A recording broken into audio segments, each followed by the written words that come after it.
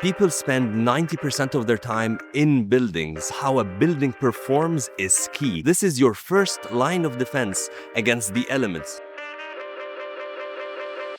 Lamarr AI is innovating the process of building exterior inspections. Born out of research that was led at Georgia Tech, MIT, and Syracuse University, we're using drones to detect where deficiencies are, map them onto 3D models, and then translate this into return on investment.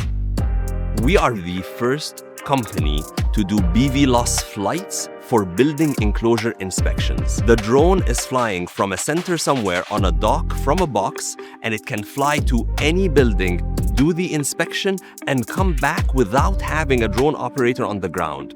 You can imagine that this scales really well for neighborhoods and cities.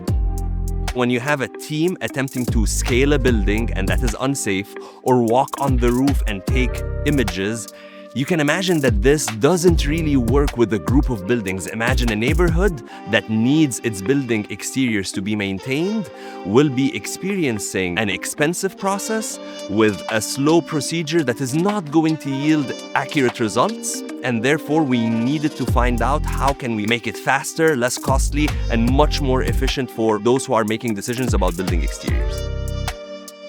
Through our pilot engagements with the city of Detroit, we've worked with 3 buildings. We've learned that there's a range of energy savings that can be made. We've also seen some opportunities for deeper infrastructural retrofitting, addressing water seeping into the roof. Detecting these early signals for water intrusion in a roof are also giving value to making repairs a priority rather than replacement or demolishing of complete buildings. Newlab has been a key player for us at Lamarr, not just as an investor, but also a partner that allows us to not just test our technology in the context of the city of Detroit, but actually scale it across Michigan. This collaboration with Newlab allows us to pioneer BVLOS, as well as test in real time our technologies on actual buildings in Detroit.